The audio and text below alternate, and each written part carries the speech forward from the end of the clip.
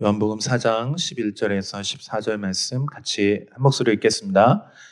여자가 이르되 주여 물 기를 그릇도 없고 이 우물은 깊은데 어디서 당신이 그 생수를 얻겠사옵나이까.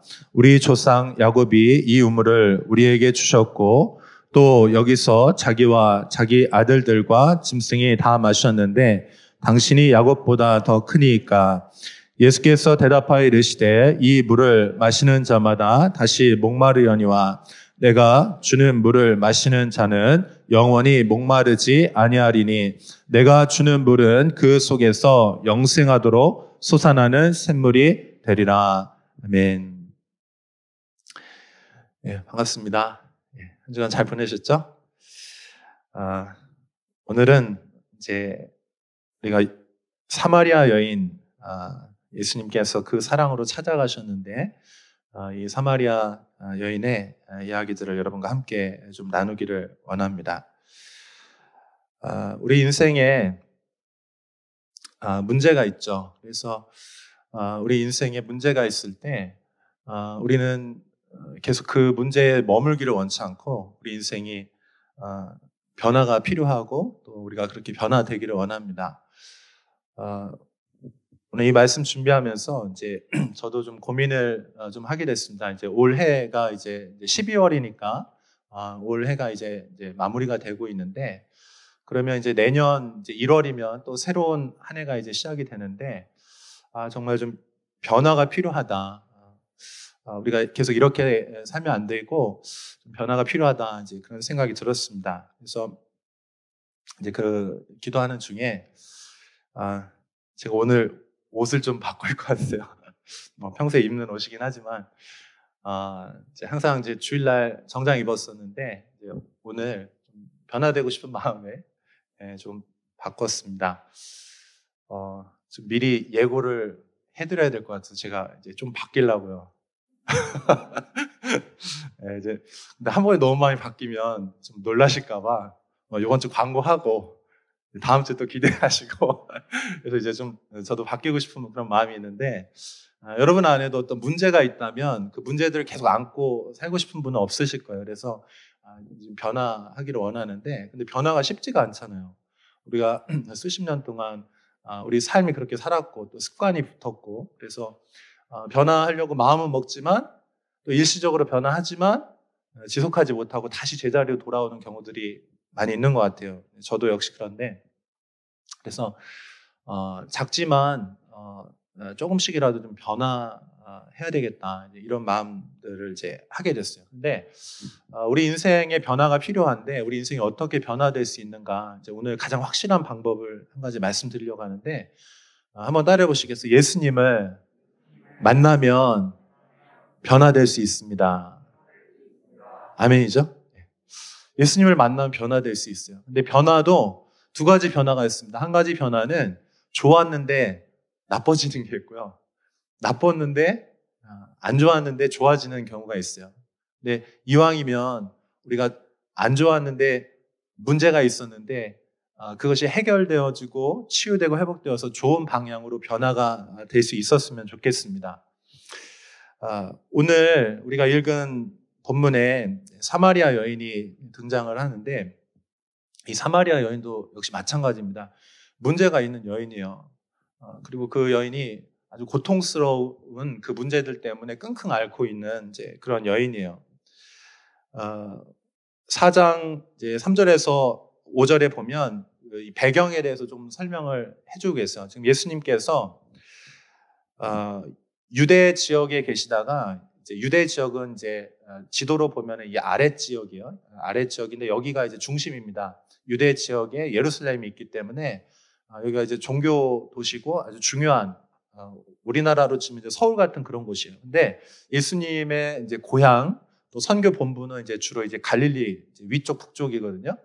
예수님께서 이제 유대 지역에서 이제 사역을 하시다가 이제 다시 갈릴리로 이제 가셔야 되는 상황인 거예요. 이제 가셔야 되는데, 근데 그 중간에 사마리아 지역이 있는 거예요. 그러니까 유대, 사마리아, 갈릴리 이렇게 큰 세 부분으로 나눠져 있는데, 보통은 이제 그런 역사적 배경 때문에 유대인들은 이 사마리아 사람을 굉장히 무시하고 이 지역을 이렇게 갈 때도 이렇게 직선으로 가면 가까운 거리인데 직선으로 안 가고 항상 이렇게 돌아서 갑니다. 자, 그런데 우리 예수님께서 유대를 떠나서 다시 갈릴리로 가실 때 사마리아를 통과해야 하겠는지라 사마리아에 있는 수가라 하는 동네에 이르시니 야곱이 그 아들 요셉에게 준 땅이 가깝고 이렇게 돼 있어요. 근데 예수님께서 의도적으로 이렇게 돌아가지 않으시고 그대로 통과해서 직선 도로로 가시면서 거기에서 이제 피곤하셔서 이제 물을 드시기를 원하셨는데 그 우물가에 이제 머무셨다는 거. 그리고 이제 제자들은 이제 양식을 얻으러 이제 갔고, 그래서 거기 이제 예수님이 계신데 그 수가라고 하는 성의 그 우물가에서 이제 한 여인을 만나는데 그 여인이 바로 사마리아 여인이에요. 근데 여러분 이 사마리아 여인에 대해서 잘 알고 있죠. 문제가 있었습니다. 결혼을 했는데 이 결혼에 문제가 생겼어. 어떤 이유인지는 모르지만 결혼에 문제가 있었어요. 그래서 이혼을 했는지 사별을 했는지 모르겠어요. 근데 이제 첫째 남편하고 이제 헤어졌습니다. 그러고 나서 이제 다시 이제 재혼을 했는데 그 재혼도 역시 또 문제가 있는 거예요. 그래서 가정이 또 깨졌습니다. 그렇게 하기를 지금 이제 5번이나 한 상태인 거예요. 그래서 그 사마리아 동네는 마치 이방인 취급하는 동네였는데 그 중에서도 이 사마리아 여인은 이제 가장 이제 아름답고 이제 보호받아야 될 그 가정이 이제 깨어져 가지고 가장 고통스러운 삶을 살고 있는 그런 상황인 거예요.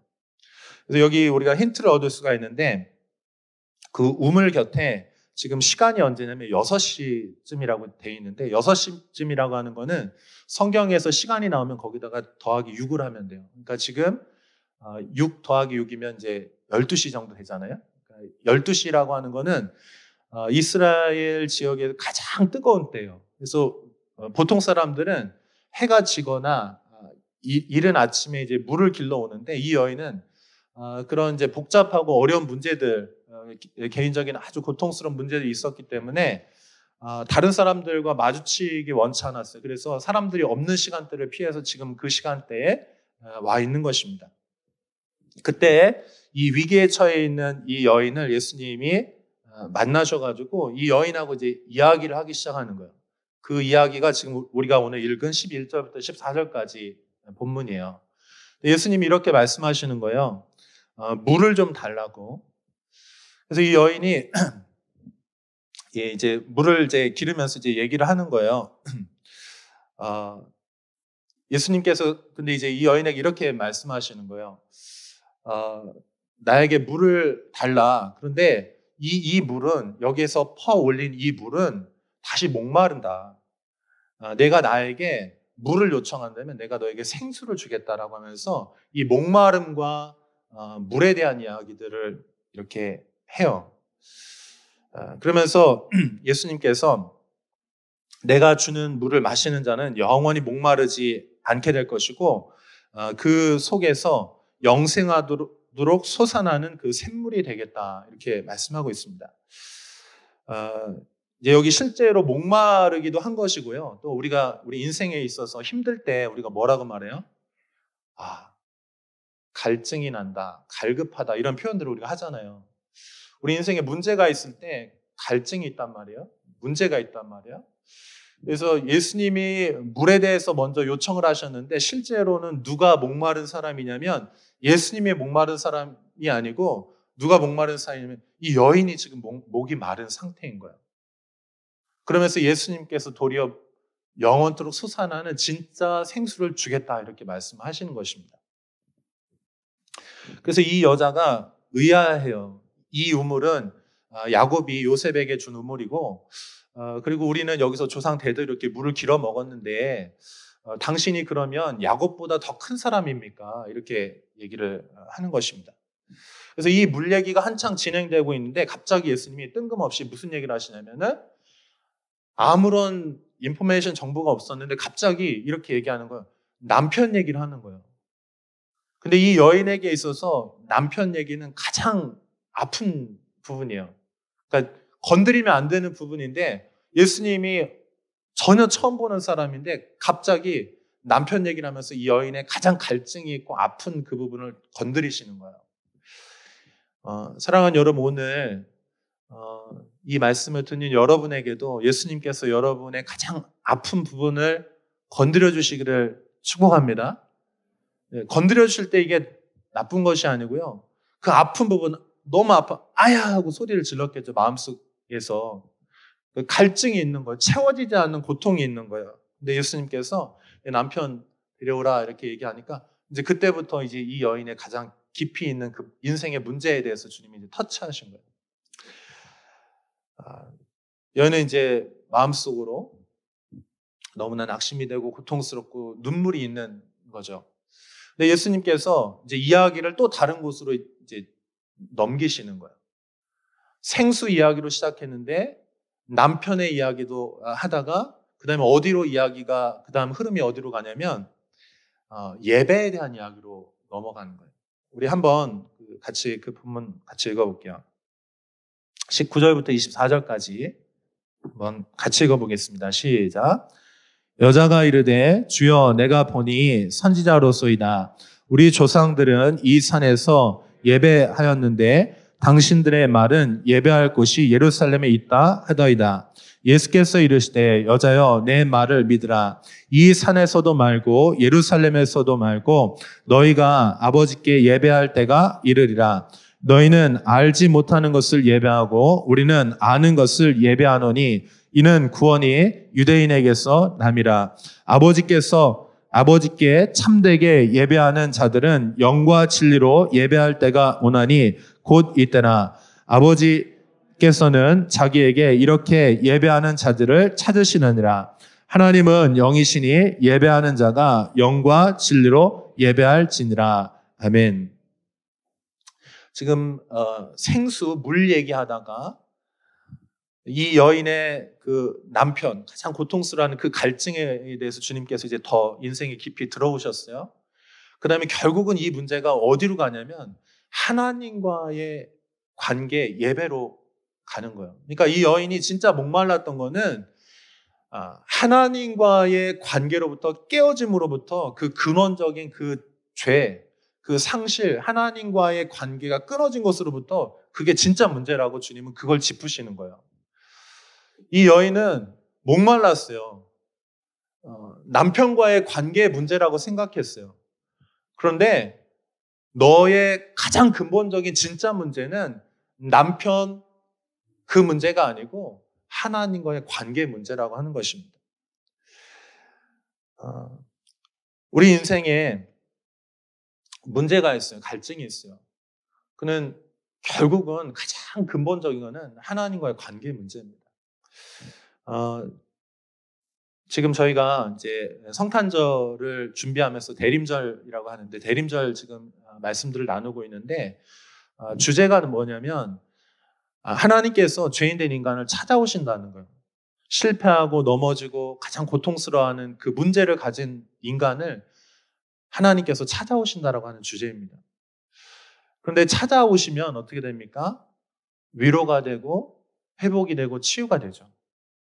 근데 제가 한 가지 의문이 들었어요. 이제 요즘에 우리가 코로나 시기 때문에 위로가 많이 필요합니다. 교회들의 성도들도 많은 위로가 필요해요. 그런데 문제는 뭐냐면 위로를 해주고 실제적으로 메시지에서 위로의 말씀들을 찾아서 위로를 해주는데 잠깐 위로는 되는데 회복이 되지 않더라는 거예요. 저 역시도 그게 고민인 거예요. 왜 그렇지? 그런데 이 본문을 이제 묵상하다가 그 부분들에 대해서 한 가지 주님께서 이제 좀 알려주신 부분이 있는데 이런 것입니다. 문제가 있는 인간이 있는데 그 가장 근본적인 문제 하나님과의 관계 문제예요. 그래서 다른 것들이 이제 막 다 깨지고 그래서 그것들을 채우기 위해서 사람들은 끊임없이 그걸 다른 걸로 채워보려고 하고 결국 중독으로 가죠. 근데 문제 해결이 안 되는 거예요. 그래서 주님께서 어떻게 하냐면 첫 번째 한번 따라해 보시겠어요? 문제가 있는 인간을 찾아오십니다. 지금 예수님도 이 문제가 있는 한 여인을 찾아오셨잖아요. 그 다음에 어떻게 했냐면 두 번째로 한번 따라해 보세요. 그 문제가 있는 인간을 만나주시는 거예요. 한번 따라해 보세요. 만남이 있습니다. 만남이 있으면 거기 회복이 있는 거예요. 예수님을 만나고 나니까 이 여인이 예수님을 믿어요. 근데 여기서 끝나는 게 아닙니다. 그 다음에 진짜 회복은요, 어떻게 되냐? 주님께서 문제가 있는 우리를 찾아오셨어요. 그리고 우리가 만났어요. 그 다음에 그 다음 단계로 가야 진짜 회복이 일어나요. 그 다음 단계는 뭐냐면, 한번 따라 보세요. 주님을 따라서 하나님께 나아가야 합니다. 아멘. 여러분, 우리는 회복되어서 하나님까지 나아가야 될 줄로 믿습니다. 이게 예배예요, 예배. 우리가 이제 죄의 문제, 인생의 실패 문제, 여러 가지 고통의 문제들이 있는데 주님이 우리를 찾아오시는 거예요. 그래서 어떻게 만나주시고 위로해 주시고 치유해 주시고 그 문제를 해결해 주셔요. 그 다음에 하나님께 나아갈 수 있는 길을 열어주셔서 진짜 회복은 뭐가 회복이냐? 하나님께 나아가는. 그래서 하나님의 길을 걸어갈 때, 그래서 하나님께로 돌아갈 때 우리는 그때 진정한 회복이 일어나는 줄로 믿습니다. 우리가 오늘 이 예배를 통해서 하나님께 그렇게 나아갈 수 있기를 바랍니다. 그래서 예수님께서 찾아오셨습니다. 그래서 우리가 성탄절을 기념하는 것이지 않습니까? 이번 이제 우리가 성탄절 이제 2주 정도 남았는데 준비했으면 좋겠어요. 그 만남을 기대했으면 좋겠어요. 주님께서 우리를 찾아오셔서 우리를 만나 주실 것들을 기대하고 그 다음에 그걸로 끝나면 안 되고 이제는 성탄절에서 이제 주님이 우리를 만나 주신 이후에 어떻게 하기를 원하면 우리가 하나님께로 돌아가기를 원합니다. 하나님의 길을 걷기를 원합니다. 주님 말씀하신 그 하나님의 길을 걷기를 원해요. 그래서 이제 여러분에게 한 가지 좀 부탁드리고 싶은 거는 저희가 지난주에부터 이제 성탄절 준비를 하고 있잖아요. 그래서 이렇게 예쁘게 이게 형제님들의 솜씨랍니다. 대단한 솜씨.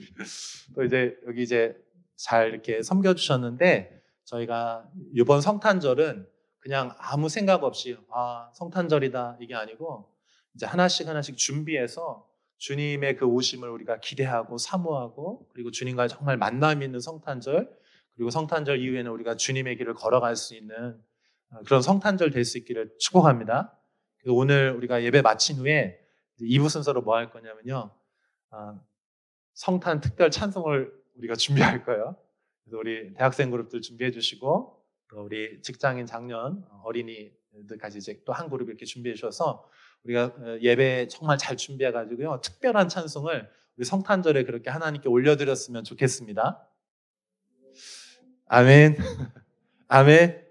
그래서 우리가 그렇게 하나님께 올려드렸으면 좋겠고요. 그리고 다음 주에는 저희가 또 성탄 카드 이렇게 좀 썼으면 좋겠어요. 그래서 여러분 이제 우리 예수님 우리를 찾아오신 것처럼 우리도 누군가에게 찾아가서 예수님의 소식에 대해서 전해주고 위로해 줬으면 좋겠어요. 성탄 카드 쓰는 시간이 있고요. 그리고 성탄절에는 저희가 성탄 선물 만들어 가지고요. 그 카드하고 선물 만든 거 가지고 여러분이 정말 사랑하는데 아직 예수님 모르는 사람들 또 예수님 알고 있지만 낙심해서 이제 예배를 못 드리고 있는 사람들 찾아가셔서 여러분들이 위로해 주시고 카드와 선물 그렇게 좀 전달해 주시는 그런 은혜로운 시간 되었으면 좋겠습니다. 여러분 함께 해주실 수 있죠? 네. 그리고 여러분 이제 아까도 말씀드렸지만 저희가 12월인데 12월 잘 마무리하셔서 매듭을 지으시고 내년에는 정말 새로운 한 해가 되실 수 있기를 축복합니다. 새로운 변화들이 있을 것들을 여러분 좀 기대하시면 좋겠어요. 우리 같이 기도하겠습니다.